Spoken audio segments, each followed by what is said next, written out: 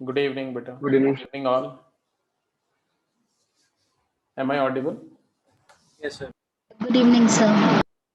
Very good evening, beta Varya.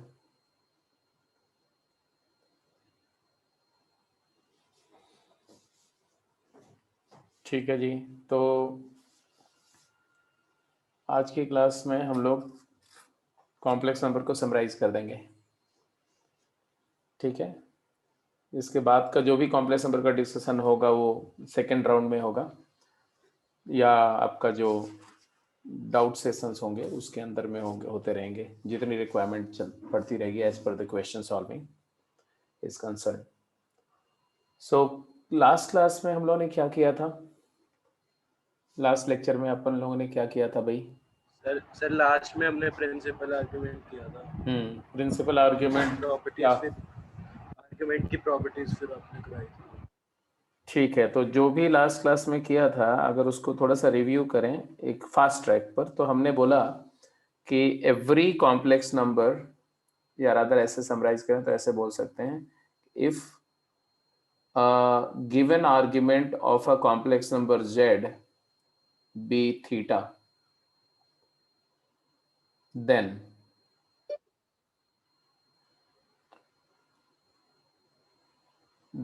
the number z is written as r e raised to the power iota theta, and then principal argument के पहले हमने बात करी कि general argument, because every complex number has infinite many arguments, as adding even multiple of pi to an angle doesn't change the position of the complex number. So general argument of the same number will be written as क्या? General argument क्या लिखेंगे हम? तो हम लिखेंगे theta plus 2k पाई, ये लिखेंगे general argument. अब जनरल आर्ग्यूमेंट अगर थीटा प्लस 2k पाई अगर हम लिख रहे हैं तो इसका मतलब है कि हम उस कॉम्प्लेक्स नंबर को कुछ ऐसे देख रहे हैं कि भाई हम उस कॉम्प्लेक्स नंबर को ऐसे भी लिख सकते हैं, z is equal to r e raise to the power iota 2k pi plus theta. कहने का मतलब है कि आप आर्ग्यूमेंट थीटा बोलो या 2 पाई का मल्टीपल प्लस थीटा बोलो, कॉम्प्लेक्स नंबर का मैग्नीट्यूड अगर नहीं चेंज कर रहे हो तो पॉइंट तो वही है, पोजीशन वही है। This was the second out conclusion जो हम लोगों ने डिस्कस किया था। इसके बाद फिर बोला कि हियर इसमें जो 2k पाई प्लस थीटा है, या ये जो 2k पाई प्लस थीटा है, इसमें k can be any integer, और k की वैल्यू जब हम 0 दे देते हैं तब ये आ जाता है। इसका मतलब k की इन्फिनिट नंबर ऑफ वैल्यू के कॉरेस्पॉन्डिंग अलग अलग आर्ग्यूमेंट्स कॉम्प्लेक्स नंबर के मिलेंगे। That's why we are probably saying that the complex number has infinite number of arguments. जैसे किसी सुइटेबल k के लिए, for some suitable k this angle lies in minus pi to pi for some suitable value of k. This angle belongs to minus pi to pi, and that one is called principal argument. तो वहां से आया कि principal argument क्या लिखेंगे हम? तो principal argument को हम कैपिटल ए से डिनोट कर रहे हैं फॉर इंस्टेंस। तो argument of Z will be that value of theta which belongs to minus pi to pi. That argument which lies in minus pi to pi. तो हमें choose suitable k है ना, choose suitable integer k, यही बात for example अगर z हमारा है √3 times e raised to the power iota 29 pi by 6, तो इसका जनरल आर्ग्यूमेंट क्या हुआ? तो जनरल आर्ग्यूमेंट अगर लिखेंगे तो आएगा ये 2k pi plus 29 pi by 6। k can be any integer. और फिर इस पूरी क्वांटिटी को इस रेंज में ड्रैग करने के लिए, इस रेंज में लाने के लिए k क्या होगा, उसके लिए हमें थोड़ा इसको देखना पड़ेगा। ये है 30 पाई माइनस पाई बाई 6, है ना, that is actually 5 pi minus pi by 6, है ना। या इसी को हम 4 पाई प्लस पाई बाई 6 भी कर सकते हैं, 4 पाई प्लस 5 पाई बाई 6 भी बोल सकते हैं।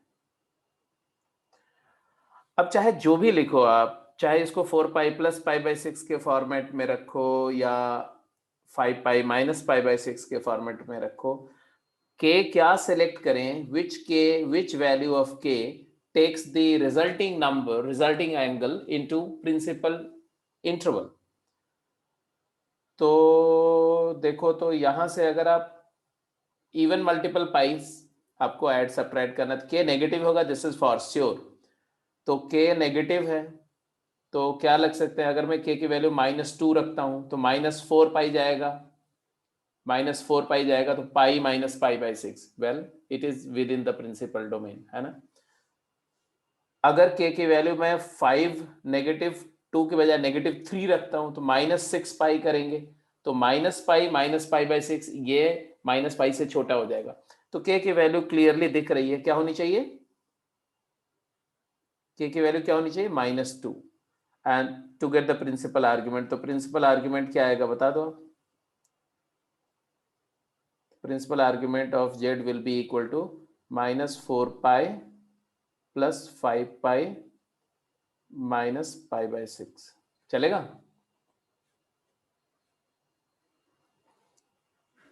तो ये आ जाएगा 5 pi by 6, pi minus pi by 6, that is 5 pi by 6। जब मैं यहां से देख रहा था, तो अगर यहां से देखें तो यहाँ तो क्लियर ही दिख रहा है कि ये हटा दो, ये वाला हटा दो, ये और ये बच गया। तो ये हटाने के लिए 4 पाई हटाना है, तो k -2। इतनी बात डिस्कस हो चुकी थी लास्ट क्लास में। फिर अगर एक और इंपॉर्टेंट बात थी कि इफ z इज गिवन, ये तो क्या है, ये तब हम कर सकते हैं जब z मॉड्यूलस आर्गुमेंट फॉर्म में, if z is given in algebraic form,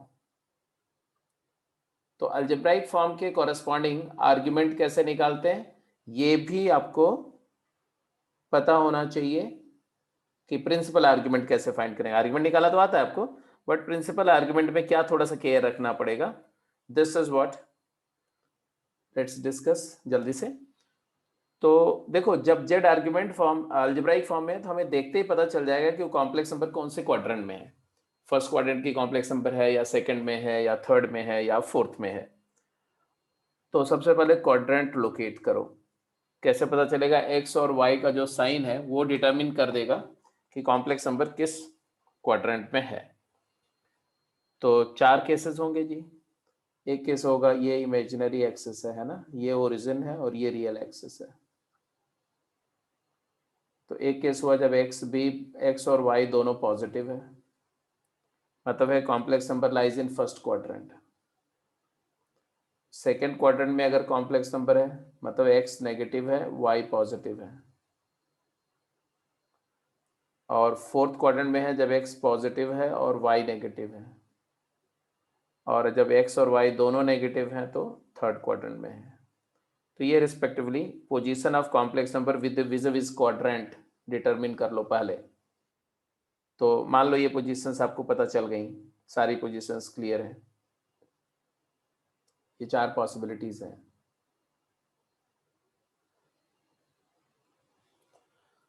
अब क्या करेंगे, कैसे करेंगे, तो देखो मैं हर पोजीशन के लिए कॉम्प्लेक्स नंबर को पहले मार्क कर लो, जैसे आप आर्ग्यूमेंट निकालने के लिए फाइंड करते थे। तो यहाँ पर एक पॉसिबिलिटी ऐसी है,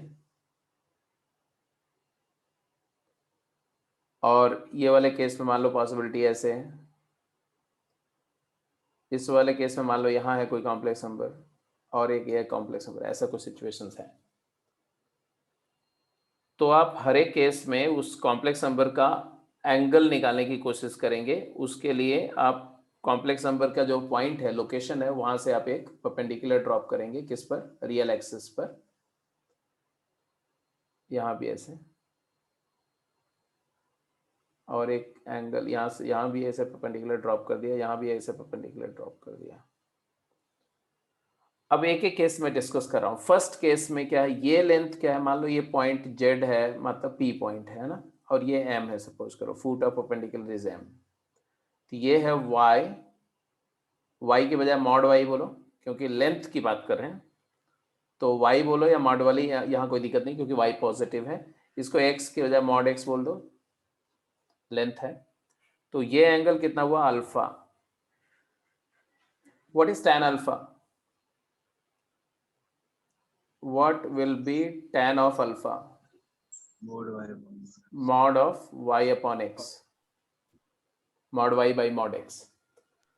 एंड कॉम्प्लेक्स, इस कॉम्प्लेक्स नंबर z का आर्ग्यूमेंट क्या होगा, तो आर्ग्यूमेंट यही तो होगा, ये जिसको हम थीटा बोलते हैं, ये होगा आर्ग्यूमेंट। रियल एक्सिस की पॉजिटिव डायरेक्शन से कितना एंगल बन रहा है काउंटर क्लॉकवाइज सेंस में, थीटा। तो फर्स्ट क्वाड्रेंट के केस में आंसर आ गया क्या, कि आर्ग्यूमेंट ऑफ जेड, यही लिखते जाओ साथ के साथ में, argument z is equal to theta is same as alpha, and alpha मतलब tan inverse magnitude of y upon x। This is the outcome for the first case. any confusion? Do you agree?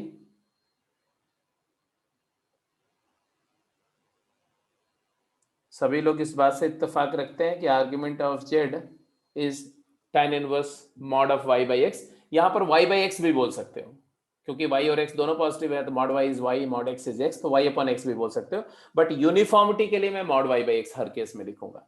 ठीक है, अब आ जाते हैं second case में। Second situation में देखो, तो हमारा अल्फा ये एंगल हुआ, जिसके लिए tan अल्फा ये क्या होगा, ये मॉड y होगा, और ये लेंथ क्या होगी, वैसे तो माइनस एक्स है, क्योंकि z यहाँ है, तो x कॉमा वाई, तो x नेगेटिव है, y पॉजिटिव है, तो ये माइनस एक्स है, बट इसको मॉड x लिखेंगे अगर हम डिस्टेंस की बात करेंगे तो यहाँ पर भी tan अल्फा वही होगा जी। अल्फा क्या होगा, अल्फा होगा tan inverse mod of y by x. But अब कॉम्प्लेक्स नंबर का आर्ग्यूमेंट हमारा क्या होगा, आर्ग्यूमेंट ये होगा साहब, ये एंगल, ये थीटा है हमारा, तो हमारा यहाँ लिखेंगे आर्ग्यूमेंट ऑफ जेड। बोलो, आप बोलो क्या लिखें, 180 माइनस पाई माइनस अल्फा। हाँ, theta is equal to pi minus alpha, और अल्फा हम कैलकुलेट कर चुके, तो लिखेंगे pi minus tan inverse of mod of y by x.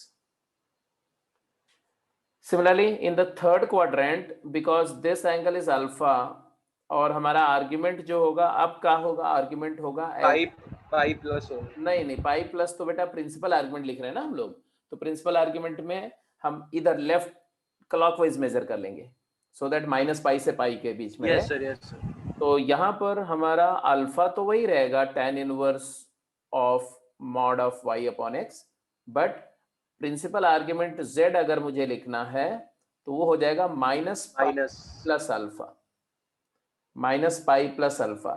मतलब ये पहले यहां से आप ऐसे समझो कि यहां से पहले पूरा माइनस पाई जाओ और फिर वापस आओ, तो जितना आप काउंटर क्लॉकवाइज मूव करोगे उतना नेगेटिव, और जितना क्लॉकवाइज वापस आओगे उतना पॉजिटिव। तो माइनस पाई गया और अल्फा काउंटर क्लॉकवाइज आया, तो काउंटर क्लॉकवाइज वाला पॉजिटिव हो गया और क्लॉकवाइज वाला नेगेटिव हो गया, माइनस पाई प्लस अल्फा। तो your answer actually will be minus pi plus tan inverse of mod of y by x. And look at the last one. Last में हमारा ये अल्फा है और थीटा क्या है, थीटा माइनस अल्फा है, ऐसे जाएंगे तो यहाँ पर आ जाएगा argument of z is equal to theta which is equal to negative of alpha, so it is equal to minus of tan inverse mod of y by x। तो अगर आप फाइनली समराइज करो जो भी आपने फाइनल कंक्लूजन लिया, तो सारे केसेस का बिल्कुल एक जैसा है, यूनिफॉर्म।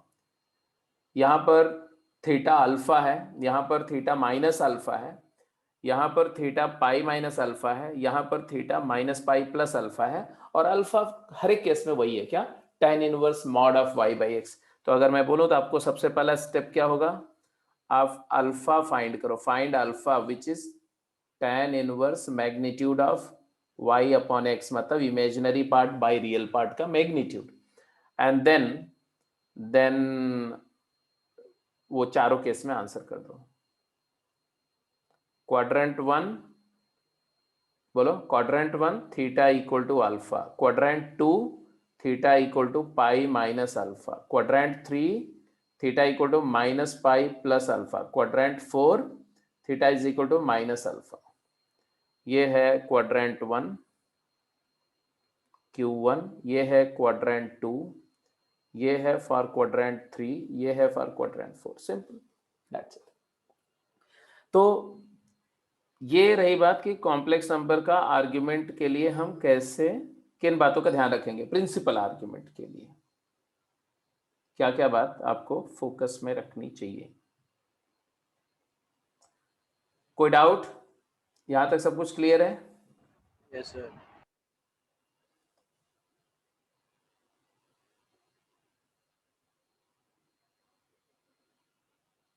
ओके जी, तो अगर ये बात क्लियर है तो क्वेश्चंस पे चलते हैं अब। Sir 1 minute. और वो आर्ग्यूमेंट की प्रॉपर्टीज तो सारी डिस्कस हो गई थी। Argument Yes, of sir. z1 into z2 is argument z1 plus argument z2 plus 2 के पाई। Argument of z1 by z2 is argument z1 minus argument z2 plus 2 k pi. That 2 k pi is basically to take the angle into the principal interval minus pi to pi. हाँ, और यह note कर लिया आपने? Yes sir.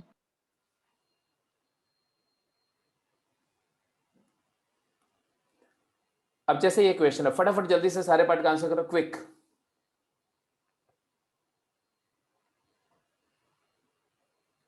तो सबसे पहले तो हमने यहां पर अल्फा फाइंड किया। What is alpha?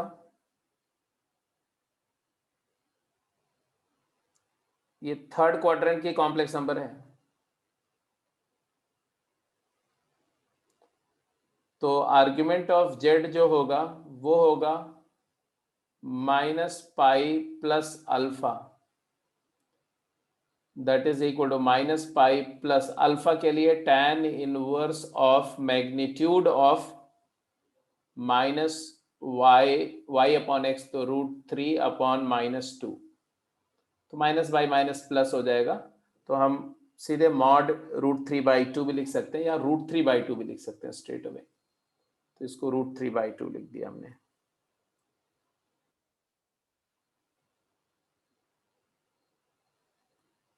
ठीक है। फॉर एग्जाम्पल अगर इसी केस में अगर ऐसा होता z is equal to -1 minus iota √3, है ना, तो अल्फा क्या आता? अल्फा आता tan inverse of mod of -√3 upon -1, that is tan inverse of √3। तो tan अल्फा इज √3, है ना। किस एंगल का tan √3 होता है? π/3। तो यहां से क्लियरली अल्फा की वैल्यू π/3 या 60 डिग्री आ जाती है। अब आर्ग्यूमेंट z क्या आता है इस केस में? आर्ग्यूमेंट z आता -pi plus pi/3. हाँ, -pi plus π/3, दैट इज -2π/3 और -120 डिग्री। ऐसा ए पार्ट इज ओवर। अब बी पार्ट और सी पार्ट का आंसर लिखे क्विक। Excuse me sir. हाँ बोलो। सर tan √3 और tan इनवर्स √3 से tan √3 क्या होता है बेटा? tan √3 और tan इनवर्स √3 सेम कैसे होगा? tan एक अलग फंक्शन और इनवर्स अच्छा फंक्शन। हाँ ठीक है सर, ओके सॉरी। ऐसे समझो आप कि अगर आप बोलते हो कि tan of some angle alpha is equal to √3, this implies alpha is equal to tan inverse of √3। हाँ जी सर।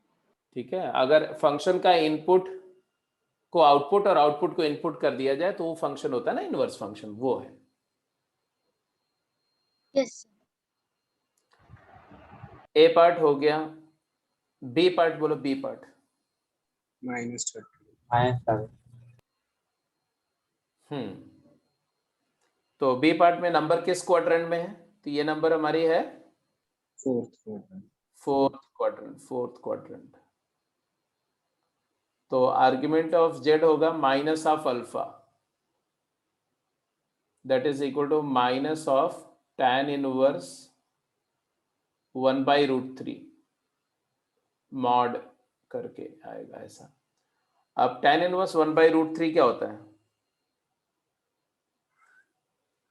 किस एंगल का tan 1/√3 होता है? π/6 π/6 30 डिग्री, तो आएगा -π/6।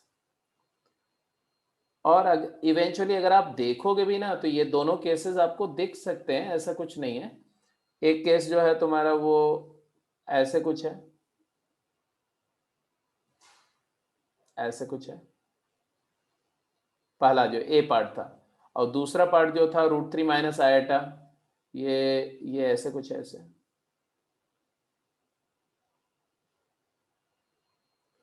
तो ये एंगल कितना है यही देखने की बात थी। तो बिकॉज ये 1 था और ये था √3, तो ये 30 डिग्री π/6 है, और मेजरमेंट ऐसे हो रहा है इसलिए -π/6 है, और ये वाला ऐसे मेजर हुआ तो कैलकुलेट किया था। एनीवे, सी पार्ट -π/4 -π/4 आ रहा है सर। हाँ, बिकॉज ये आपका जो है सीधे सीधे बोलोगे कि थीटा जो होगा वो 2k पाई प्लस 15 π/4 होगा, एंड चूज k, तो k हम क्या लेंगे, तो ये बेसिकली कितना है, तो इसको पहले ऑब्जर्व करो, सिर्फ इसको। तो ये है तुम्हारा 4 पाई माइनस π/4, ये 4 पाई हमें हटाना पड़ेगा, तो obviously choose k equal to -2। This selection is going to take the angle into principal domain, तो आ जाएगा -π/4। तो principal argument of z is equal to -π/4। तो अगर इस वाली कॉम्प्लेक्स नंबर को हम लिखना चाहे वेरियस फॉर्म में, तो जो गिवन फॉर्म है वो है e⁻i15 π/4, और जनरल आर्ग्यूमेंट का फॉर्म क्या है, तो इसमें आएगा e⁻i2k पाई प्लस 15 π/4, और प्रिंसिपल आर्ग्यूमेंट का फॉर्म क्या है, तो e⁻−i⁻π/4। नंबर तीनों केस में सेम ही है, बट उसको लिखने का तरीका कि इसमें सिर्फ जो आर्ग्यूमेंट दिख रहा है वही रिफ्लेक्ट हो रहा है, इसमें सारे आर्ग्यूमेंट रिफ्लेक्ट हो रहे हैं, जितने आर्ग्यूमेंट इस नंबर के पॉसिबल हैं सारे आर्ग्यूमेंट रिफ्लेक्ट हो रहे हैं, बिकॉज के can be integer, you can choose any integer, और यहाँ पर ये प्रिंसिपल आर्ग्यूमेंट रिफ्लेक्ट हो रहा है, दैट्स इट। तो सिंपल है, इसके अलावा और कुछ नहीं, बहुत बेसिक सी बात है, इसमें ज्यादा कुछ बताने का नहीं। प्रॉपर्टीज ऑफ आर्ग्यूमेंट सारी मैंने बताई थी, एक बार फिर से रिव्यू कर देता हूँ। Argument z1 into z2 is argument z1 plus argument z2 plus 2k pi. Argument z1 by z2 is argument z1 minus argument z2 plus 2k pi. Argument z bar is minus argument z। Argument 1 upon z is argument of 1 minus argument of z, और positive number का argument 0 होता है तो minus argument z। तो जो z बार का argument है वही 1/z का आर्ग्यूमेंट है। मैग्नीट्यूड अलग होगा बट आर्ग्यूमेंट सेम होगा, मैग्नीट्यूड जस्ट रेसिप्रोकल होगा। एंड आर्ग्यूमेंट 0 डिफाइंड नहीं है। नेगेटिव नंबर का आर्ग्यूमेंट, नेगेटिव z का आर्ग्यूमेंट क्या होगा, तो argument of -1 plus argument z, right, plus 2k pi, plus 2k pi. तो ये बेसिकली ऐसा आएगा। आर्ग्यूमेंट -1 क्या होगा, तो आर्ग्यूमेंट -1 होता पाई प्लस आर्ग्यूमेंट z,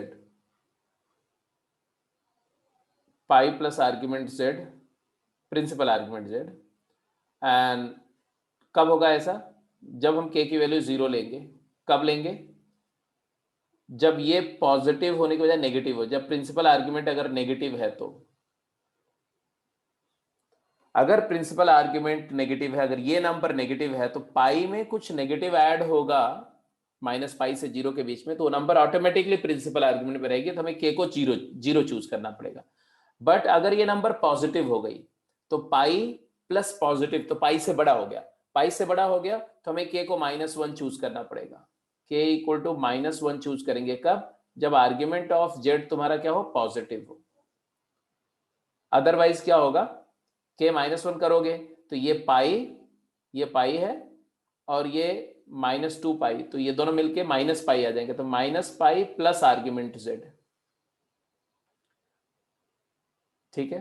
तो ये ऑब्वियसली प्रिंसिपल डोमेन में रहेगा। तो ये दो बातें थोड़ी सी इंपॉर्टेंट है, सेंसिटिव मैटर है, इसलिए इसको याद रखो, मतलब समझो, समझ करके और दिमाग पे सेट कर लो कि किसी भी कॉम्प्लेक्स नंबर, जैसे मान लो हम एक एग्जांपल लेते हैं, आपसे मैंने बोला कि argument of negative of e to the power iota π/3 क्या होगा? तो आप बोलोगे argument -1 is pi plus argument of e की पावर आयोटा π/3। ओके, अब इसका आर्ग्यूमेंट π/3 है, प्लस 2k लिखना पड़ेगा आपको, इसमें तो कोई डाउट नहीं। अब यहाँ इसका आर्ग्यूमेंट π/3 है, तो पाई में π/3 ऐड करोगे तो ये पाई से बड़ा हो गया, तो दैट इज इक्वल टू क्या होगा? तो पाई प्लस π/3 माइनस 2π। यहाँ पर k की वैल्यू हमें -1 लेनी पड़ेगी क्योंकि आर्ग्यूमेंट ऑफ z पॉजिटिव है। तो आंसर आएगा तुम्हारा -π प्लस π/3 मतलब -2π/3। बट इज अदरवाइज अगर मैं ऐसी सिचुएशन लेता, argument of negative of e की पावर माइनस आयोटा π/3, अब क्या होता? तो अब यहां पर हम लिखेंगे -1 का argument pi plus negative π/3 plus 2k। अब यहाँ k को क्या चूज करेंगे? अब ये बिकॉज ये और ये मिलके ऑलरेडी डोमेन के अंदर है, -π से पाई इंटरवल में, तो k 0 चूज करेंगे, तो k की वैल्यू यहाँ 0 चूज करेंगे और फाइनल आंसर क्या रिपोर्ट करेंगे? 2π/3। Are you getting my point? Yes sir. तो ये आर्ग्यूमेंट का कोई भी क्वेश्चन कर रहे होंगे ना, तो ये इनवेरिएबली अगर प्रिंसिपल आर्ग्यूमेंट की बात होगी तो ये फिगर आउट हो रहा होगा हर सिचुएशन में। तो ये डिस्कशन इंपॉर्टेंट था। अब डी माइनस थ्योरम मैंने बता दिया था कि नहीं? बता दिया सर।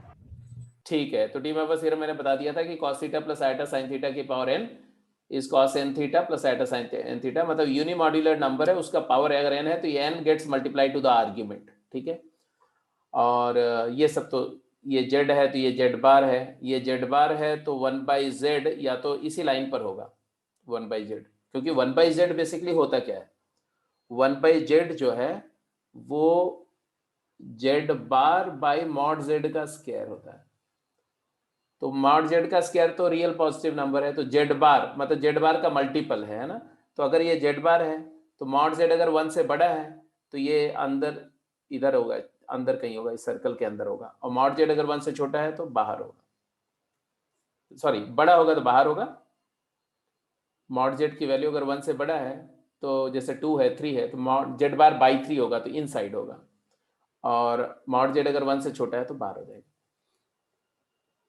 तो होगा इसी लाइन पर। इसलिए जो z बार का आर्ग्यूमेंट आएगा वही 1/z का आर्ग्यूमेंट आएगा। तो ये इस बात को जस्टिफाई कर सकते हैं। क्वेश्चंस पे जा रहे हैं अब हम लोग। अब जो भी क्वेश्चन मैं दूंगा उसमें मॉड्यूलस, आर्ग्यूमेंट, कॉन्जुगेट सब मिक्स होकर के यूज हो सकता है। पहले आर्ग्यूमेंट से स्टार्ट करेंगे, तो let's go with argument. Conceptual question है। पहला question, what set of point of the complex plane is specified by the following conditions. तो आपको बताना है कि if one of the argument of the number z is equal to 0, then what set of point of the complex plane satisfy this z? Then z can be what? Real positive. हाँ, real positive. ये real axis है, ये imaginary axis है, और ये complex plane है, argon plane है, और हमने बोला कि argument z is 0, one argument is 0. What can be the other arguments of such number? अगर किसी नंबर का एक आर्ग्यूमेंट 0 है तो रिमेनिंग आर्ग्यूमेंट्स क्या होंगे? 2k पाई की फॉर्म में। 2k पाई ही बोलो, फॉर्म में नहीं, 2k पाई। यस। तो आप बोलेंगे argument z is equal to 0 और 2k पाई। तो z इज purely real and positive, z is real and positive, real and positive. तो ये पोर्शन हो गया, पहला पार्ट हो गया। वेल, दूसरा पार्ट पे जाओ। One of the argument of z is equal to π/2। Sir imaginary positive. कौन सा Imaginary positive. Imaginary positive. Imaginary number with positive imaginary part. Imaginary positive नहीं बोलना, Yes, sir. क्योंकि नॉन रियल नंबर पॉजिटिव या negative नहीं बोली जा सकती हैं. तो आप इस केस में लिखेंगे z इज purely imaginary with positive imaginary part. Yes. Very correct, very correct. Z will be iota y such that y is greater than 0. अच्छी बात है. अब इन दोनों में ये नंबर नहीं होगी, कौन सी? जीरो नहीं Zero. इंक्लूडेड है. हाँ, जीरो एक्सक्लूडेड है, क्योंकि जीरो का आर्ग्यूमेंट ना तो कुछ भी नहीं, अनडिफाइंड आर्ग्यूमेंट है जीरो का. अब आ जाते हैं सी पार्ट में. What do you say regarding C part? Complex number with positive imaginary part. हाँ, any all complex numbers which have positive imaginary part, because argument lies between 2 pi to 3 pi. 2 pi to 3 pi का मतलब है pi से 2 pi, because this is one complete rotation 2 pi and then 2 pi से ऐसा 3 pi तक, ये portion है यहाँ से. तो दिस पोर्शन का मतलब है कि everything that lies in the first and second quadrant will satisfy, excluding the real axis, isn't it? कि real axis भी ले सकते हैं. नहीं, 2 पाई क्लोज्ड नहीं है, 3 पाई क्लोज्ड नहीं है, इसलिए रियल एक्सिस को छोड़ करके सब कुछ ले सकते हैं. तो all complex numbers lying in first and second quadrant.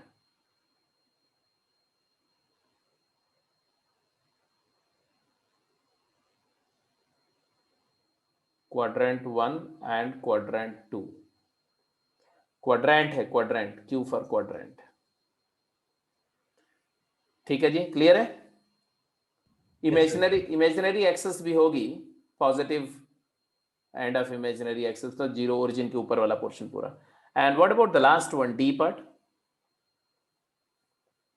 If argument z lies between 0 to 2 pi, all complex numbers.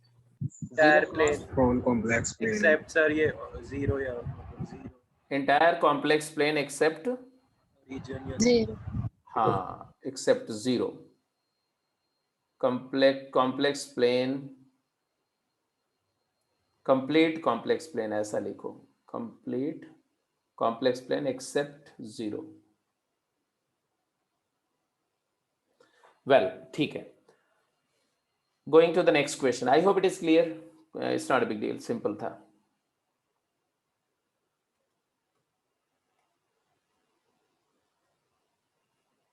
Given that z is 1 plus iota into 1 plus 2 iota into 1 plus 3 iota over 1 minus iota, 2 minus iota, 3 minus iota, find the principal value of argument z as well as magnitude of z. Quick.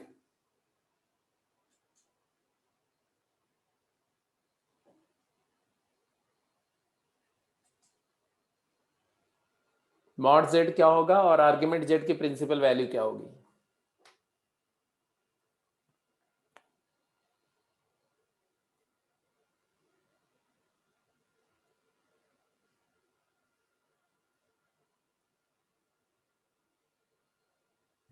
तो mod z 1 होगा और argument -5. Argument कितना? -5/2. mod z 1 होगा, ये कैसे figure out किया, जल्दी बोलो. फिर इसकी वैल्यू माइनस आयोटा आती है. अच्छा, पूरा सिंप्लीफाई करने के बाद mod z तो डायरेक्ट भी देख सकते हैं. अगर mod z अगर हमें चाहिए तो मैं सीधे बोलूंगा कि mod तो डिस्ट्रीब्यूटिव होता है, तो mod of 1 plus iota into mod of 1 plus 2 iota into mod of 1 plus 3 iota over mod of 1 minus iota into mod of 2 minus iota into mod of 3 minus iota.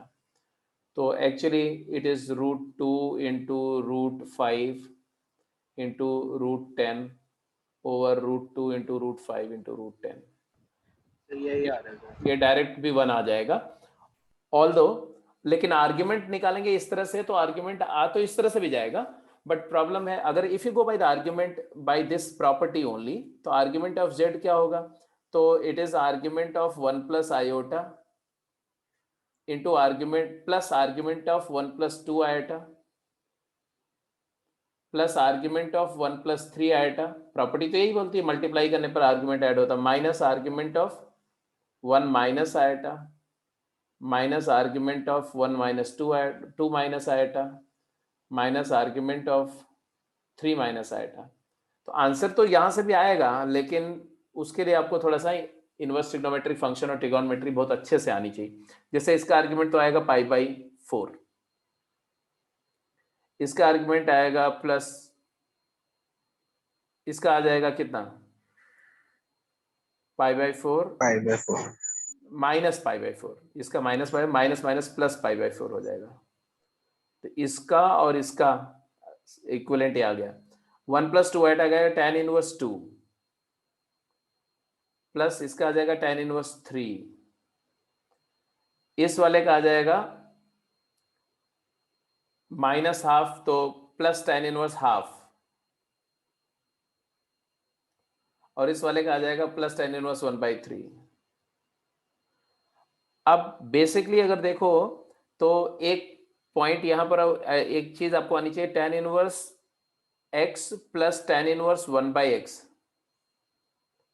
Will be π/2। ये एक property है जो आपको बाद में समझ में आएगी, ठीक है। अगर उस प्रॉपर्टी को अडॉप्ट कर लेंगे तो ये क्लियरली आंसर आ जाएगा π/2, ये दोनों मिलके π/2, ये दोनों मिलके π/2, तो π/2 प्लस π/2 प्लस π/2, तो ये आ जाएगा, सॉरी π/2 है, तो आ जाएगा 3π/2, और इसी को हम माइनस π/2 भी लिख सकते हैं। But I will not prefer this right now for you, क्योंकि इसमें बेशक हमने अकल कुछ नहीं लगाई, सीधे फार्मूला लगा दिया, प्रॉपर्टी लगा दी, और प्रॉपर्टी से ही हम आंसर कंक्लूड कर रहे हैं। बिकॉज आपने इनवर्स ट्रिगोनोमेट्रिक फंक्शन या ट्रिग्नोमेट्री डिटेल में नहीं किया है, तो अभी मैं बोलूंगा कि इसको ऐसे नहीं करना आपने, आपको कैसे करना है, लेट्स एनालाइज दैट। तो इसको ये सारा डिस्कशन अभी हटा रहा हूं, कर लिया आपने, समझ लिया जो भी था। अब जरा देखो, हम लोग सबसे पहले इसको देखेंगे कि ये जो नंबर है वो किस तरह से है। तो ये 1 plus iota over 1 minus iota है। दूसरी नंबर जो है वो 1 plus 2 iota over 2 minus iota है, और तीसरी number 1 plus 3 iota over 3 minus iota है। तो ये तीनों नंबर एक ही फॉर्मेट के हैं। Since we know that 1 plus a iota over a minus iota, इसी में a इक्वल टू 1 पर ही आ जाएगा, 2 पर ही आ जाएगा, 3 पर ही है, और इसको हम सिंप्लीफाई करके पहले देख चुके हैं, पता भी होना चाहिए आपको। हाँ, it is a plus iota से, रियलाइज करो डिनोमिनेटर को, a plus iota into a minus iota. तो इट इज एक्चुअली, न्यूमरेटर देखो तो रियल पार्ट 0 हो जाएगा, a माइनस a 0, तो न्यूमरेटर आएगा a² प्लस 1 इंटू आयोटा, और डिनोमिनेटर में आएगा a² प्लस 1, तो it is actually iota for all a की कोई भी रियल वैल्यू के लिए ये हमेशा आयोटा ही आएगा। तो this is something which is remarkable, जो पहले भी मैं बात कर चुका हूं आपसे। तो ये भी आयोटा हो जाएगा, ये भी आयोटा, ये भी आयोटा, तो प्रोडक्ट क्या हो जाएगा, प्रोडक्ट हो जाएगा iota into iota into iota, that is equal to minus iota. अब z अगर माइनस आयोटा है तो मॉड z भी क्लियर हो गया 1, और आर्ग्यूमेंट z भी दिख रहा है। यहाँ तो कोई फार्मूला लगाने की जरूरत ही नहीं है कि माइनस आयोटा मतलब इमेजिनरी एक्सिस पर नेगेटिव साइड में एक यूनिट डिस्टेंस के नंबर है ऐसे। ये इसका वेक्टर है, तो इसका एंगल क्या होगा, -π/2।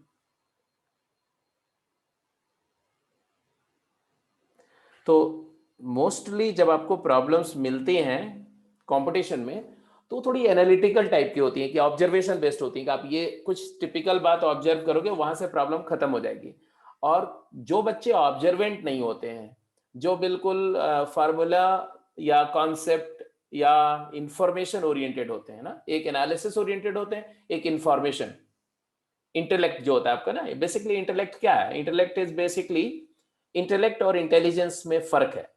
इंटेलेक्ट का मतलब होता है कि whatever information you are accumulating, उन इंफॉर्मेशन के परम्यूटेशन कॉम्बिनेशन से आप डिसीजन लेते हो। और इंटेलिजेंस उससे फार बियॉन्ड, हायर डायमेंशन की चीज है, जिसमें आप बिल्कुल इनोवेटिव सोचते हो, मतलब आप बिल्कुल एक जैसे ह्यूमन जैसा बिहेव करते हो, मशीन जैसा नहीं बिहेव करते हो। तो वहां पर आप क्या करते हो कि एकदम हर सिचुएशन को बिल्कुल ताजा, इनोवेटिव, नई सिचुएशन एज्यूम करके ऑब्जर्व करो, ऑब्जर्व करके वहां से कुछ एनालाइज करो, और एनालाइज करके फिर आगे बढ़ो।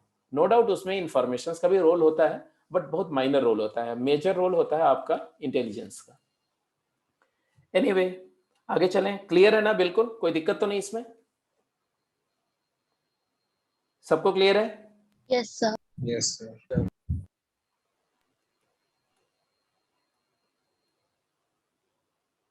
हाँ जी, क्विक।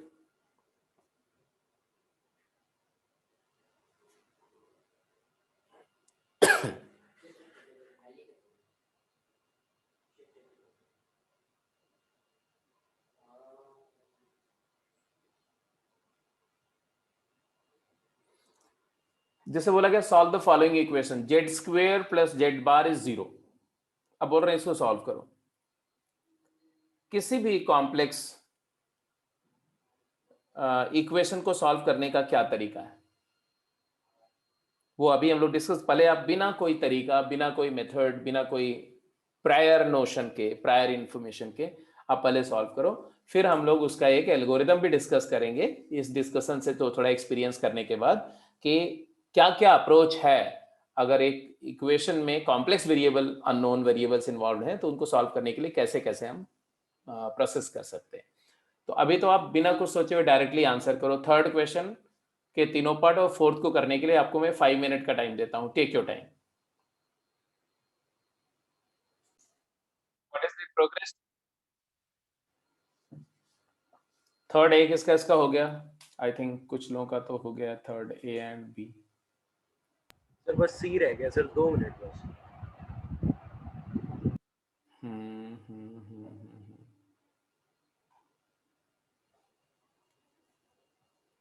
सुकृत बेटा, बी और सी का तुमने आर्ग्यूमेंट क्यों बताया है? आपको पूरी कॉम्प्लेक्स सॉल्यूशंस बताने हैं ना?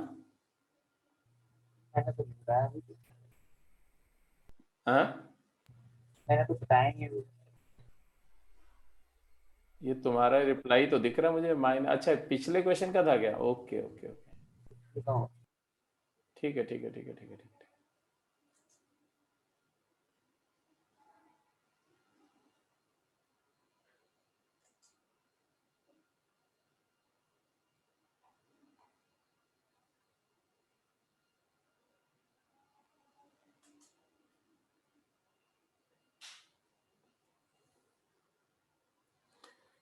देखो एक एक पार्ट में डिस्कस कर रहा हूँ। ए पार्ट से स्टार्ट करता हूँ। Third question part A. Let z here be x plus iota y, where x and y are real numbers.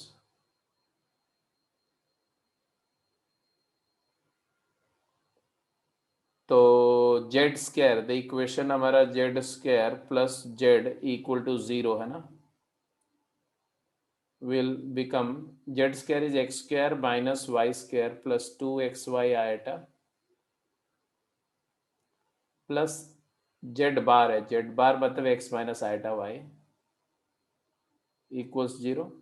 From here you collect the real part and imaginary part separate, तो x square plus x minus y square is the real part of the number plus iota times y, you get common y multiplied by 2x minus 1 is the imaginary part. Sir ये शायद हुआ भी था question sir पहले। हम्म, sir ये वाला question sir शायद हुआ। ऐसा ही था, ये नहीं था। हाँ सर, उसमें मतलब ग्राफ पे करना था सर, था ये ऐसे। तो यहाँ पर देखो क्या हो रहा है कि y इमेजिनरी पार्ट भी 0, रियल पार्ट भी 0, तो आएगा y into 2x minus 1 0 and x square plus x minus y square is 0। First equation को सॉल्व करते हैं, और एंड का हमेशा ध्यान रखना, जैसे दिस 0 का मतलब है दो ऑप्शन है, या तो x इक्वल टू हाफ है या y इक्वल टू 0 है,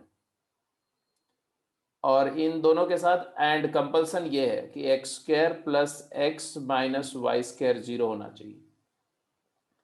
अब यहां से हम इस सिचुएशन को सॉल्व कर रहे हैं, दोनों केसेस को, है ना। तो एक केस 1 और एक केस 2, ऐसे दो केस में जाएगा।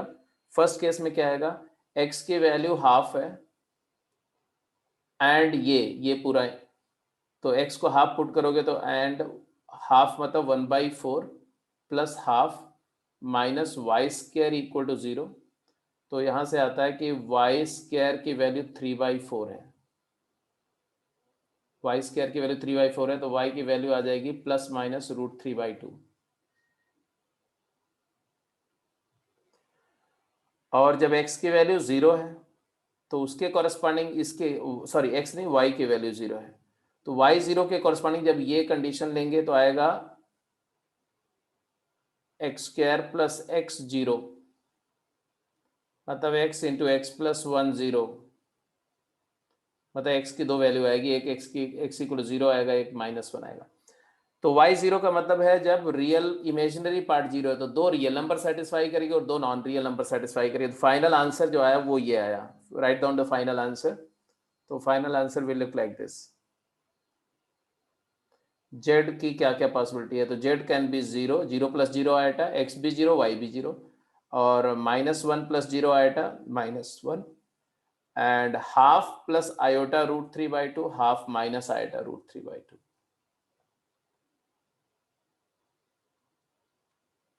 So these are the four value of z satisfying this equation 3A। जो वहां पर किया था वो कोइंसिडेंटली वैल्यूज यही आई थी, बट यहाँ 0 1 नहीं, उसमें आता था रियल एक्सेस पूरी आती थी और इमेजिनरी और माइनस ओमेगा और ओमेगा कॉन्जुगेट के बीच का लाइन सेगमेंट आता था। वो दूसरा क्वेश्चन था, क्वेश्चन बिल्कुल एंटायरली डिफरेंट था, बट इक्वेशंस इसी तरह से फॉर्म होते उसमें भी। ए पार्ट हो गया भाई, बी पार्ट पे जाइए। बी पार्ट किसका इसका हो गया, जरा मुझे बताएंगे कितने लोगों का बी पार्ट हो चुका है।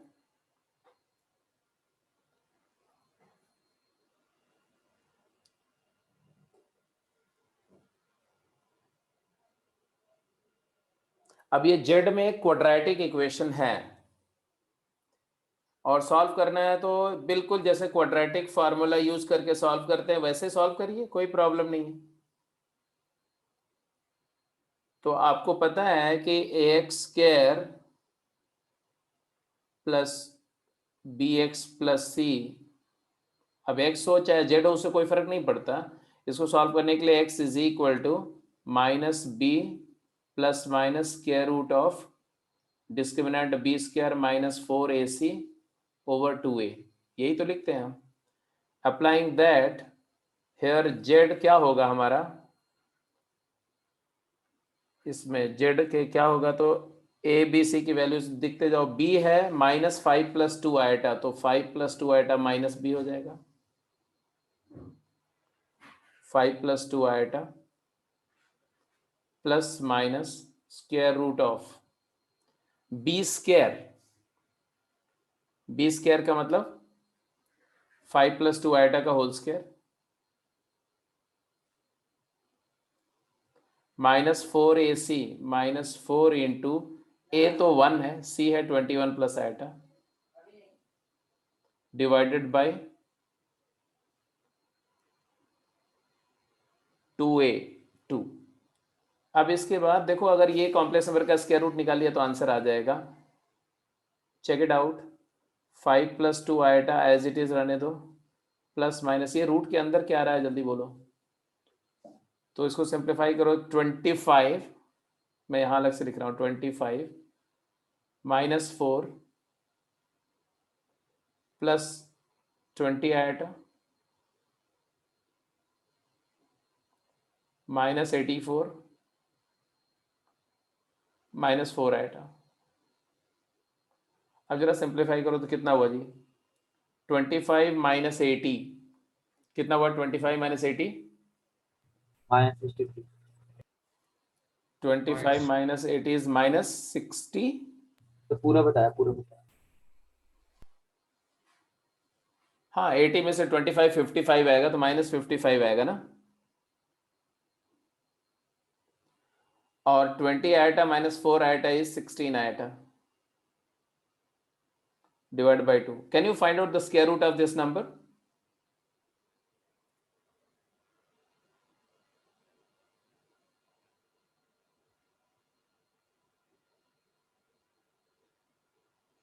क्या तरीका बताया था मैंने स्क्वायर रूट फाइंड करने का? इमेजिनरी पार्ट का हाफ करो, हाफ इमेजिनरी पार्ट। अगर मैं बोलता हूं कि root of -55 plus 16 iota is equal to x plus iota y, तो वर्चुअली आप देखो तो x और y जो है वो 8 होगा, such that x square minus y square जो है वो 55 होना चाहिए। तो क्या फैक्टर लिया आपने?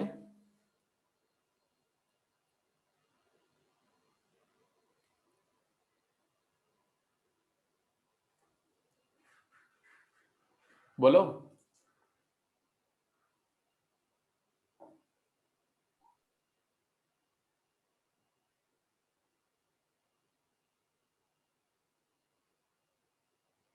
सर थोड़ा गलत हो गया सर मेरा।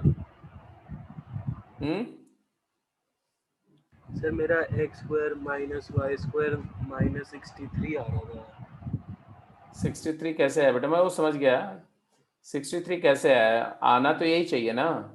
यस सर, वही चेक करो तो थोड़ी बीच में मिस्टेक। 5 प्लस 2 आइटा ही है तो 20 क्या, तो 5 प्लस 2 आइटा का होल स्क्वायर आएगा तो 25 माइनस 4 और 2 ए बी करेंगे तो प्लस 20 आइटा ही आएगा, और माइनस 84 माइनस 4 आइटा ही आएगा। हाँ भाई जल्दी करो, आगे बढ़ो। हाँ यहाँ पर एक मिस्टेक मेरे से भी हुई है, एक सेकेंड। 20 माइनस 4 तो 16 आइटा बिल्कुल ठीक है, बट 84 और माइनस 4 88 माइनस 88 प्लस 25 है बेटा। यस सर, वही सही था सर, माइनस 63 है। तो माइनस 84 प्लस तो माइनस 63 आएगा, 88 Yes, प्लस sir. यही आ रहा 63। अब बताओ, हाँ फैक्टर करो, कंप्लीट करो। है। सर 1 और 8 और x1 हाँ y8। x की वैल्यू 1, x की वैल्यू 1 और y की वैल्यू 8, एक पॉसिबिलिटी आ गई, 8 या माइनस 8, 8 क्योंकि सेम 8 साइन सर, है। Yes sir. तो और अब प्लस बस सेकेंड बस में ऑपोजिट। अब स्ट्रेट वे ऐसे लिखो, सेकंड लिखने का जरूरत नहीं, 5 प्लस 2 Yes, आएटा sir. क्योंकि रूट में प्लस माइनस पहले लगा चुके हैं, प्लस माइनस ये आ जाएगा 1 plus 8 iota and divided by 2। So finally simplify होकर के देखो, तो अगर प्लस साइन लेते हैं तो आंसर क्या आएगा? तो 5 प्लस 1 6, 2 आएटा प्लस 8 आएटा 10 आएटा बाई 2, और माइनस साइन लेते हैं तो क्या आएगा? 5 माइनस 1 4, 2 आएटा माइनस 8 आएटा माइनस 6 आएटा बाई 2। तो नेट जो वैल्यू है फाइनली वो आपके सामने है आंसर के फॉर्म में, क्या? 3 प्लस 5 आएटा और 2 minus 3 iota. These are the two answers. अच्छा एक बड़ी इंटरेस्टिंग बात यहाँ आ रही है, ध्यान से देखो। यूजुअली हम लोग ने पढ़ा था कि पॉलिनोमियल के जो नॉन रियल रूट होते हैं वो कॉन्जुगेट पेयर में होते हैं, होते हैं कि नहीं होते हैं? Yes sir. Yes, sir. But यहाँ पर देखो कॉन्जुगेट पेयर में नहीं है।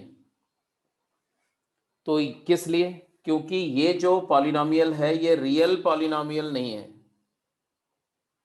इस पॉलिनोमियल के कोएफिशिएंट रियल नहीं है। तो जो हमने बताया था कॉन्जुगेट पेयर वाले रूट का, if coefficients are real, since coefficient here are imaginary, non real भी कोएफिशिएंट है इसमें कुछ, so roots don't occur in conjugate pair.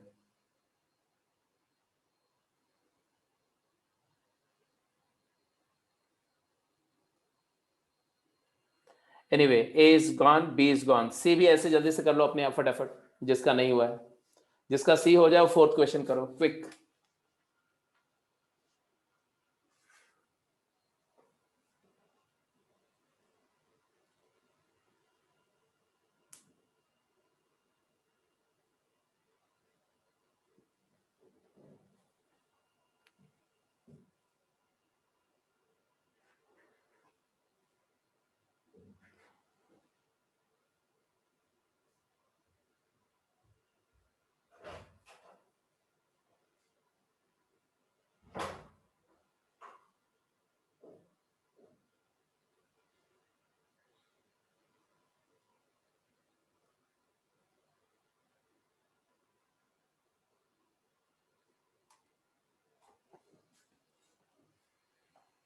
तो इसमें भी बस कैलकुलेशन क्यों करना है, सेम फार्मूला लगाओ। तो जेड क्या आएगा बोलो?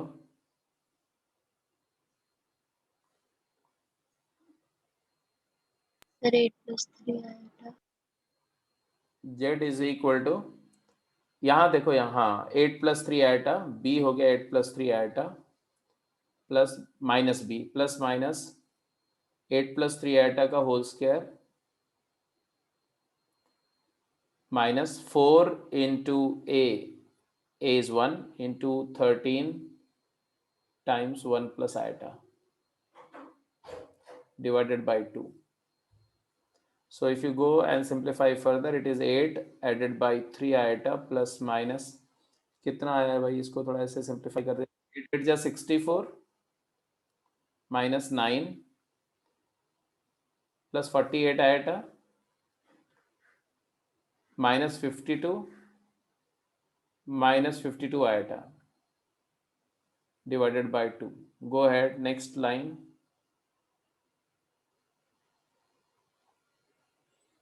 8 + 3 iota प्लस माइनस क्या आया भाई फाइनली यहाँ पर 64 minus 61 3 3 - 4 आएगा। -4 आएटा। 3 - 4 आएटा का तो स्क्वायर रूट आप निकाल चुके हो इसी क्लास में।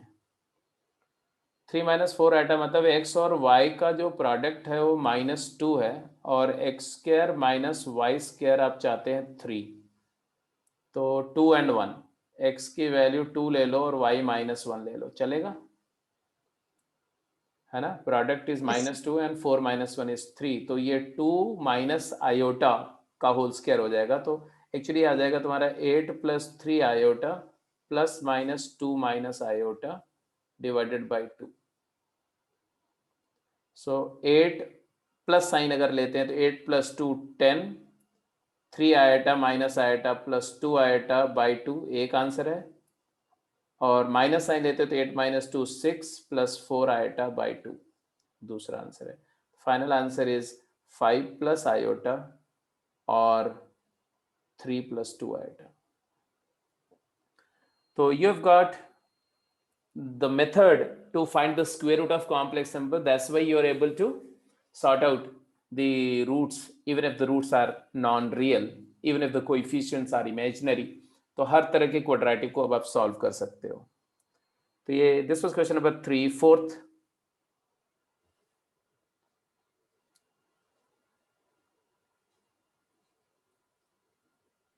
ठीक है, जिसका फोर्थ हो गया उसके लिए एक क्वेश्चन दे देते हैं, करते रहो तब तक, है ना।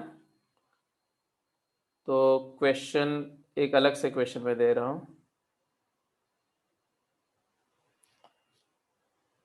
If a plus iota b is equal to x plus iota y whole cube, then prove that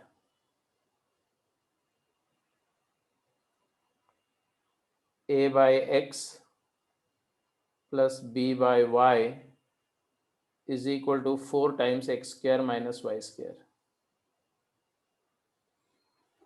तो जिसका भी फोर्थ हो जाए, they will keep on working on fifth question, don't get complacent. तो ये लो बेटा, बी पार्ट हो गया, ए पार्ट हो गया, तो आगे बढ़ रहे हैं सी पार्ट पे। सॉरी, सी पार्ट भी हो गया, So let's move into question number 4.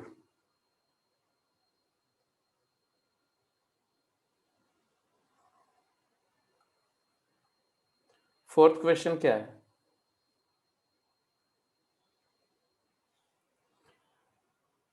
बोल रहे हैं in the equation this p and q are real numbers, summation of square of root is 8, then find all ordered pair p comma q.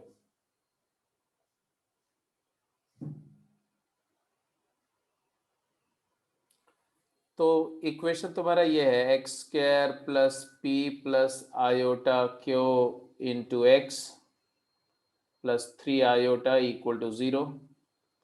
Late the root B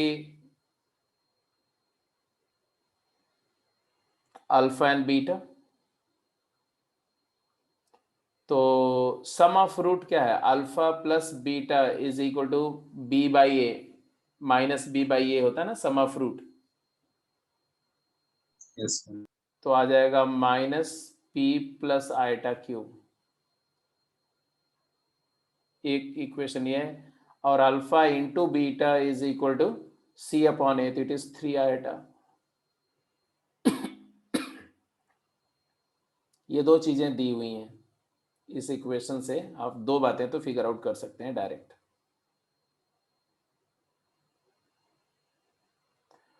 और इन्होंने क्या और further दिया हुआ है? और फर्दर एक इंफॉर्मेशन दी हुई है कि sum of the squares of the root is 8. क्या मतलब हुआ? कि alpha Alpha square plus beta square equal to 8. इससे क्या हम फिगर आउट कर सकते हैं? This implies what? Alpha plus beta whole square is equal to 8 minus 12. Alpha plus beta whole square minus 2 alpha beta is equal to 64. No, 8. Isn't it? Yes, sir. Alpha square plus beta square plus 2 alpha beta minus 2 alpha beta. और यहाँ से alpha plus beta की value हमारी ये है minus P plus iota Q. तो इसका square क्या होगा? तो P square minus q square plus 2 iota P Q. ये हो गया तुम्हारा. और 2 अल्फा बीटा क्या हो जाएगा? तो अल्फा बीटा 3 आयटा है तो minus 6 iota is equal to 8. अब यहाँ से अब तो आप कर ही सकते हैं. क्या कर सकते हैं? दिस इम्प्लाइज, अगर मैं यही रन दूँ, इसको स्क्वायर ना भी करूँ, इसको ऐसे रन दूँ, p प्लस आयटा क्यू का होल स्क्वायर ही रहने दूँ, it is equal to 8 plus 6 iota. तो p प्लस आयटा क्यू क्या है? It is square root of 8 plus 6 eta.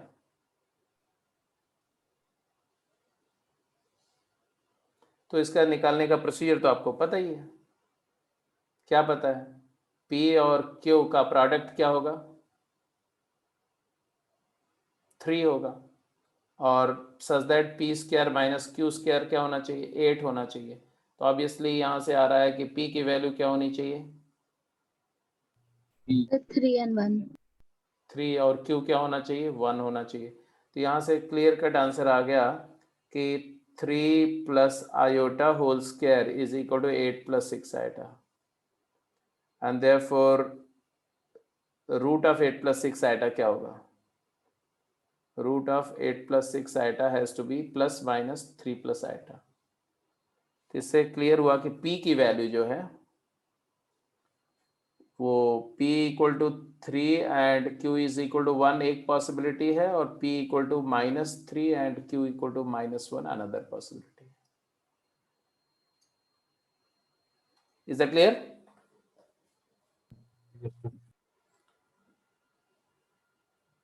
और ये अगर नहीं भी लिखते ना यहाँ इसी स्टेज पर, अगर हम डायरेक्टली कंपेयर कर लेते तो भी तो आंसर वही आ रहा था. इसको उधर ले जा करके p square minus q square is 8 and p q is equal to 6, p q equal to 3. तो वहां से स्ट्रेट अवे दोनों आंसर आ जाते. पांचवा क्वेश्चन कितने लोगों का हो गया? Yes, sir. ख्वाहिश का हो गया. और किसका हो गया?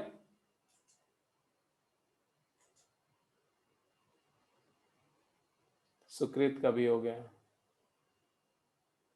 मेरा भी हो गया। Good good good.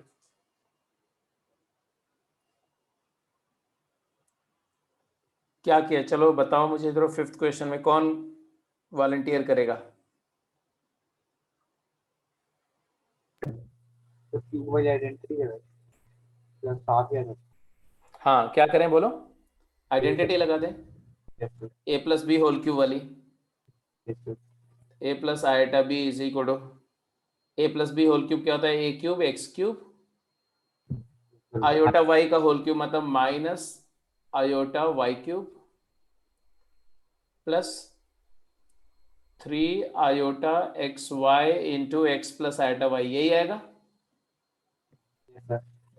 a plus b का cube is a cube plus b cube plus 3ab into a plus b, and then if you just make it little more simple it is x cube। अब यहां देखो एक real part यहां आएगा 3 iota x y, जब iota y से multiply होगा तो रियल आएगा क्या? -3x² y square, no -3xy², -3xy², agreed? Yes, sir. Yes. और plus iota times x² y 3x² y minus y cube. It is a plus iota b, and eventually comparing the real and imaginary part आपको मिला a is equal to x cube minus 3xy²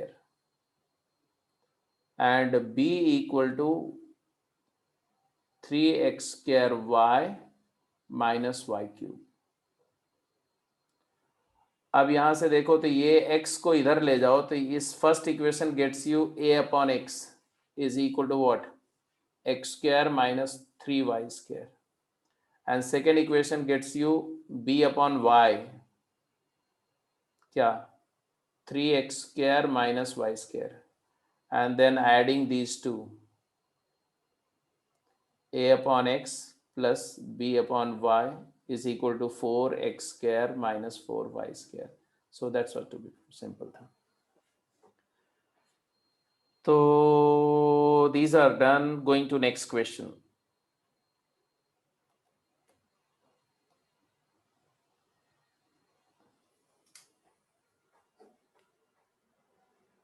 Question है, given that 1 plus 2 iota is one root of the given equation, find the other three roots. 1 plus 2 iota अगर इस equation का एक root है तो remaining root find करो, find the other three roots. क्योंकि 4 degree का इक्वेशन है तो 4 रूट्स होंगे, तो रिमेनिंग रूट कैसे मिलेंगे? तो एक तो इसी का कॉन्जुगेट हो, हाँ, क्या कर लें? एक तो इसी का कॉन्जुगेट होगा, एक इसी का कॉन्जुगेट ले लें, बाकी ना। फिर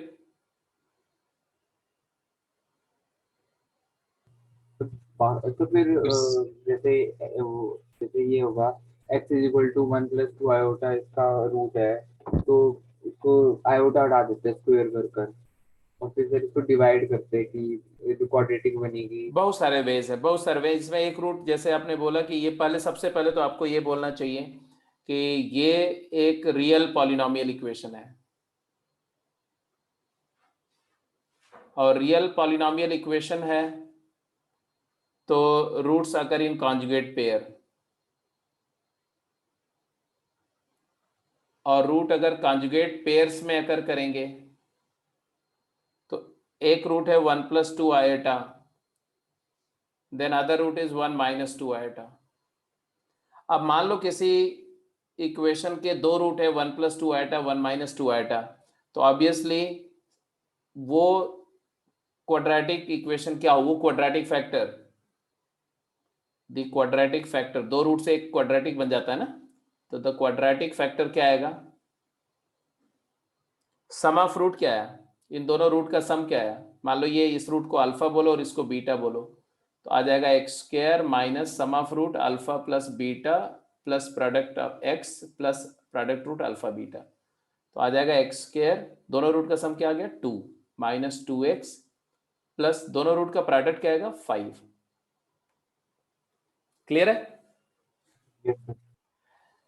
तो इसका मतलब है कि अगर इस इक्वेशन में ये दो रूट हैं तो x minus alpha x minus beta factor है, मतलब this equation this expression has x minus alpha into x minus beta factor, और यही x minus alpha into x minus beta का मतलब x square minus 2x plus 5 age factor.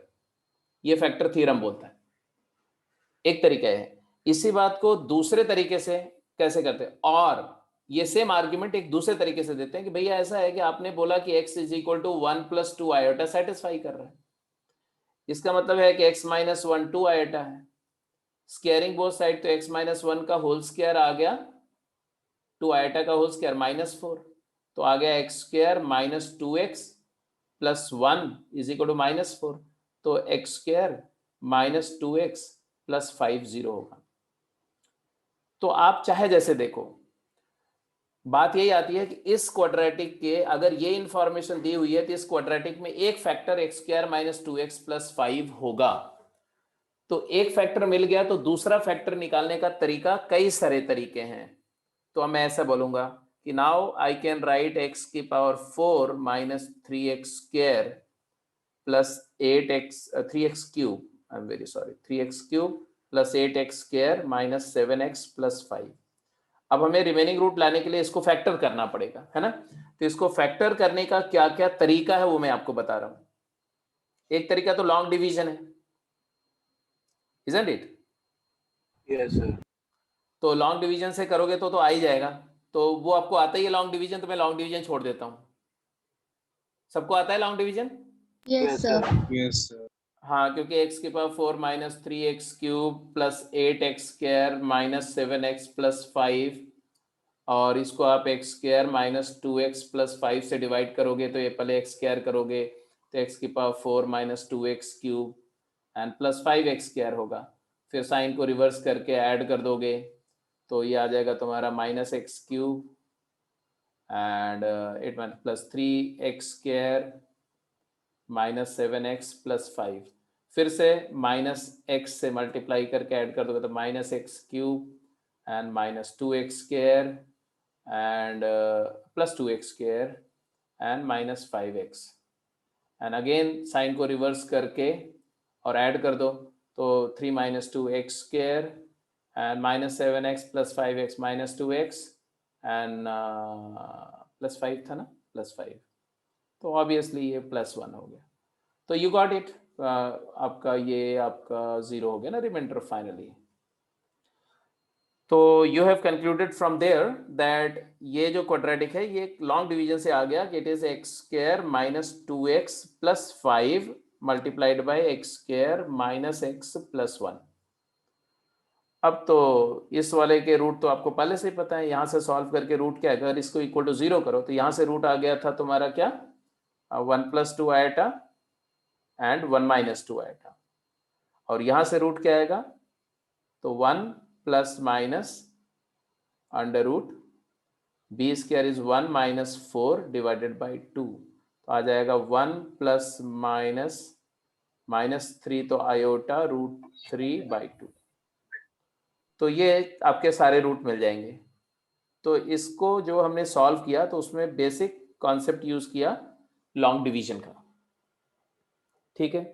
But अगर मैं long division नहीं करता तो एक तरीका और था, तो वो मैं बताना चाह रहा हूं, उसको थोड़ा सा नोट कर लो, मतलब समझ लो। इसको पहले भी मैं डिस्कस कर चुका हूं उस तरह की बातें, but I don't know whether it is still in your mind और नॉट। तो इसको ऐसे लिखो कि भाई देखो, इसका जो एक क्वाड्रेटिक फैक्टर ये है तो दूसरा फैक्टर भी तो क्वाड्रेटिक होगा ना, क्योंकि डिग्री 4 है। अब दूसरा फैक्टर क्वाड्रेटिक होगा तो उसका लीडिंग कोएफिशिएंट यहाँ 1 है, तो यहाँ भी 1 है तो उसका भी लीडिंग कोएफिशिएंट 1 होगा, तो एक्स स्क्वायर। कांस्टेंट टर्म यहाँ 5 है, ये 5 है तो उसका कांस्टेंट टर्म होगा 1, और ये मिडिल वाला टर्म क्या होगा, तो ये कुछ भी मान लो kx मान लो, इसको बोलते हैं अनडिटरमाइंड कोएफिशिएंट। जो कोएफिशिएंट हमें फैक्टर के मिल रहे हैं वो हम पता कर लेंगे, जो नहीं है उसको एज्यूम कर लेंगे, है ना। तो अब ये मान लिया मैंने से बात समझ में आई कैसे लिखा मैंने? Yes, sir. Yes sir. Leading coefficient 1 कैसे ज्यूम किया? बिकॉज लीडिंग कोएफिशिएंट, दोनों लीडिंग कोएफिशिएंट का प्रोडक्ट 1 होना चाहिए, एक का 1 है तो दूसरे का 1 ही हो सकता है और कोई पॉसिबिलिटी नहीं। कांस्टेंट टर्म्स का प्रोडक्ट भी कांस्टेंट टर्म क्रिएट करेगा, तो एक का 5 है एक का 1 होगा तभी 5 बनेगा, दैट्स इट। और ये मिडिल वाला कोएफिशिएंट हमने k ज्यूम कर लिया। Now the question is how to determine k। तो k डिटरमिन करने के लिए, because I am using this as a factor theorem, then it is an identity, this quantity is equal to this into this must be true for all k। तो k की कोई भी एक suitable value डाल दो, कोई भी suitable value. तो चलो k जीरो मत डालना, क्योंकि जीरो करोगे तो ये भी जीरो, ये जीरो करने पर आपको आइडेंटिटी 5 इक्वल टू 5 आ जाएगा, तो कोई फायदा नहीं होगा। जीरो के अलावा कुछ भी डाल दो, 1 डाल दो, k को 1 डाल दो, मतलब x को 1 डाल दो, पुट x एज 1।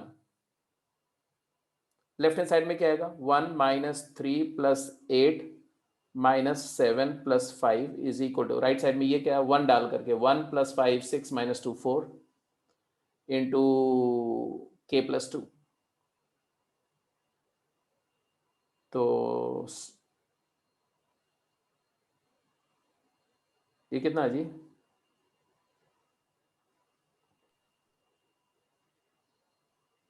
यही है? एक मिनट 8 प्लस 1 9 और माइनस 10 माइनस 1, तो k की वैल्यू -2 आ गई।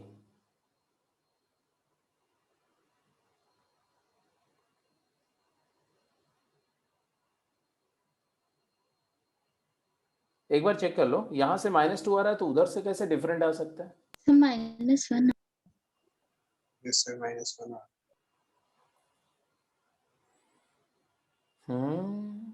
So 4 से 4 कट जाएगा तो 1 इक्वल टू k प्लस 2 आ जाएगा।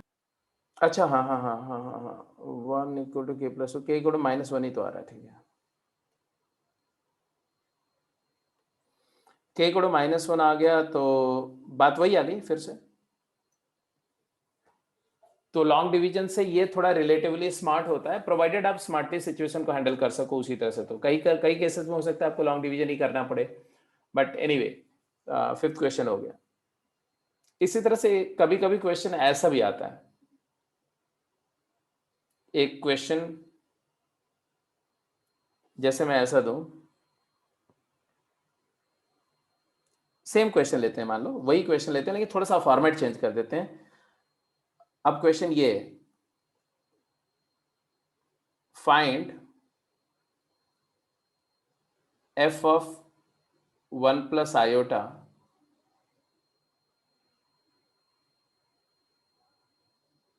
if fz equal to z to the power 4 minus 3z cube plus 8z square minus 7z plus 5, कि अगर इस पॉलिनोमियल में z की जगह पर 1 प्लस आयोटा पुट कर दिया जाए तो वैल्यू क्या आएगी? मींस बोलते हैं evaluate the polynomial for z equal to 1 plus iota. अब आप, एक तो तरीका है कि 1 प्लस आयोटा की power 4 minus 3 times 1 plus iota का cube plus 8 times 1 plus iota square minus 7 times 1 plus iota plus 5 करके सिंप्लीफाई करो। तो अगर ऐसे करोगे तो मैं बोलूंगा अच्छा चलो ठीक है, यहाँ 14 पावर कर दूं तो तब तो बहुत मुश्किल हो जाएगा। 1 प्लस आयोटा की पावर 14 निकालते निकालते तो आपको रात हो जाएगी, सुबह हो जाएगी, रात बीत जाएगी। तो कैसे करना है, कैसे करना है उसके लिए तरीका क्या होता है? तरीका ये होता है कि आप एक ऐसा क्वाड्रेटिक फैक्टर फाइंड करो जिसमें 1 प्लस आयोटा पुट करके 0 हो जाए, मतलब 1 प्लस आयोटा रूट वाला क्वाड्रेटिक फाइंड करो। तो find the quadratic expression, find quadratic expression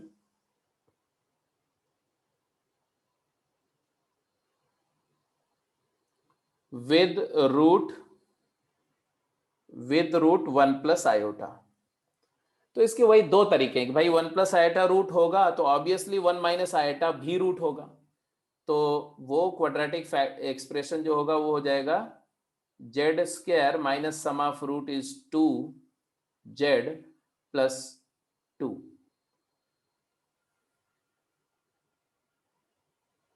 product of root भी 2 है। या इसको ऐसे भी लिख सकते हैं, चाहे हम ऐसे सम ऑफ रूट और प्रोडक्ट ऑफ रूट से लिख देना, z square minus summation of root into z, root का इक्वेशन का फॉर्मेशन आपने पढ़ा है 10th में, प्लस प्रोडक्ट ऑफ रूट। या दूसरा तरीका है कि भाई जेड को 1 प्लस आयोटा एज्यूम कर लो, तो इसका मतलब है z minus 1 is equal to iota, square कर दो, यही आ जाएगा। तो z square minus 2z plus 1 is equal to -1, तो z square minus 2z plus 2 0। कहने का मतलब यह है कि अगर मैं इस एक्सप्रेशन में z को 1 प्लस आयोटा या 1 माइनस आयोटा पुट करूंगा तो ये 0 हो जाएगा। तो हमें पता है कि z को 1 प्लस आयोटा पुट करके ये एक्सप्रेशन वैनिश कर रहा है। तो अब ये 4 डिग्री का पॉलिनोमियल है, ये 2 डिग्री का पॉलिनोमियल है, तो डिवीजन एल्गोरिथम इसको इससे डिवाइड करके रिमाइंडर एक लीनियर आएगा वो निकाल लो। तो अब लॉन्ग डिवीजन यूज करो फटाफट, ठीक है जी, लॉन्ग डिवीजन यूज करो ऐसे, z4 minus 3z cube plus 8z square minus 7z plus 5 और डिवाइड करो इसको z square minus 2z plus 2 से, क्या आएगा बोलो। सबसे पहले जेड स्क्वायर फटाफट करो, सभी लोग करो। जेड स्क्वायर किया तो क्या है, z4 minus 2z cube plus 2z square minus plus minus cancel हो गया, तो आ गया तुम्हारा minus Z cube and plus 6z square minus 7z plus 5। Again minus Z cube है तो माइनस जेड स्क्वायर ले लो, माइनस जेड ले लो, तो आया माइनस जेड क्यूब, मल्टीप्लाई करो, minus minus plus 2z square and minus 2z, फिर से separate कर दो, प्लस माइनस प्लस, ये गया, आ गया 6 minus 2 4z square and minus 5z plus 5। अब फिर से 4 ले लो, 4 प्लस 4, आ गया 4z square minus 8z plus 8, again separate करो तो माइनस प्लस माइनस, ये गया, तो आ गया तुम्हारा 8 माइनस 5 3z एंड माइनस 3। इसका मतलब क्या हुआ, इसका मतलब ये हुआ कि जो हमारा fz है इसको अगर मैं डिवाइड करता हूँ Z square minus 2z plus 2 से, तो कोशेंट जाएगा z square minus Z plus 4 और रिमाइंडर आएगा ये 3 टाइम्स जेड माइनस 1। तो fz को मैंने ऐसे रीस्ट्रक्चर करके लिख दिया, ये fz का नया अवतार है। जो fz ऐसे लिखा हुआ उसको मैंने अब ऐसे लिख दिया है ना, कि when fx is divided by gx the quotient is qx and remainder is rx, ये वाला डिवीजन एल्गोरिथम बोलते हैं पॉलिनोमियल का, इससे 10th में किया होगा।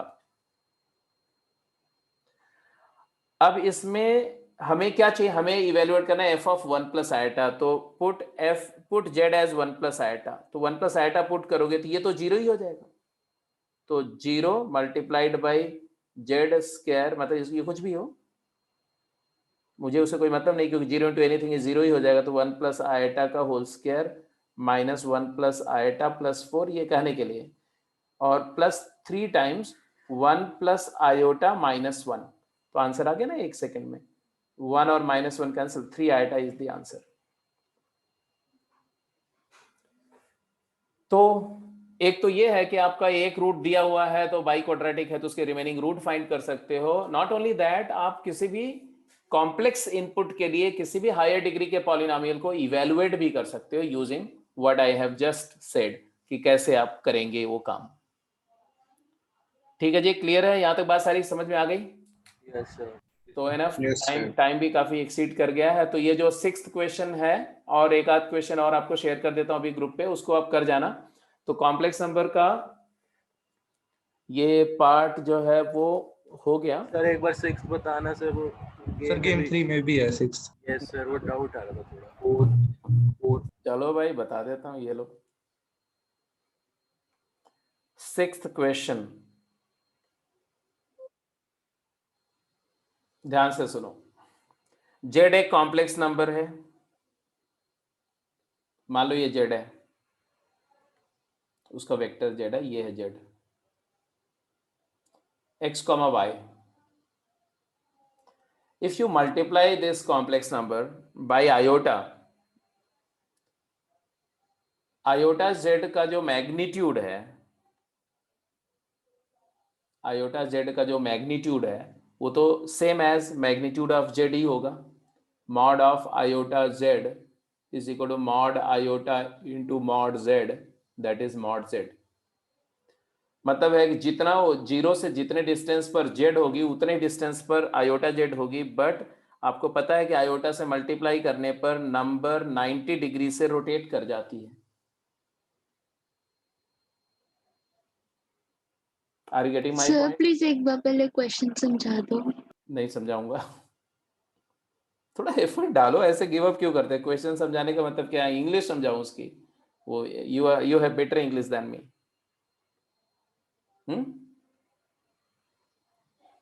Is that it? सर ये वाला पार्ट नहीं समझा. Where unit is 32 square unit. वो बात की बात है. अभी उसको क्यों समझ रहे हो? अभी तो मैंने वहां तक समझने की बात ही नहीं करी थी. अभी तो वहां तक पढ़ाई नहीं. हाँ जी सर. अभी तक तो मैंने वहां तक पढ़ाई नहीं. मैंने तो सिर्फ इतनी बात बोली कि the triangle in the argand plane, argand diagram formed by z and iota z. अभी बस इसके आगे मैंने अभी पढ़ा ही नहीं. I'm just trying to figure out the triangle whose vertices are z, iota z and z plus iota z. I hope you got z and iota z, isn't it? Yes, sir. Yes sir. This is z and this is iota z. Even if z you take x plus iota y, and if you multiply by iota, तो resulting number will be minus y plus iota x. Minus y plus iota x ये number है. Coordinate के form में देखो तो x comma y है और ये माइनस वाई कॉमा एक्स है. माइनस वाई कॉमा एक्स है. तो इसका स्लोप जो है वाई अपॉन एक्स है और इसका स्लोप है एक्स अपॉन माइनस वाई. मतलब opposite sorry negative reciprocal slope है. तो जब दो लाइन का स्लोप नेगेटिव रेसिप्रोकल होता है तो वो परपेंडिकुलर होती है. आगे आप पढ़ेंगे इसको. थोड़ा बहुत हो सकता है पहले से भी आपको पता हो. फिजिक्स में भी बताया गया होगा कि अगर दो लाइंस का स्लोप का प्रोडक्ट 1 हो तो दोनों लाइन एक दूसरे की म्यूचुअली परपेंडिकुलर होती हैं. तो और ये तो छोड़ो, मैंने इसी चैप्टर में बताया नहीं कि आयोटा से मल्टीप्लाई करने पर कॉम्प्लेक्स नंबर 90 से रोटेट होती कि नहीं होती? अरे बोलो हाँ या ना.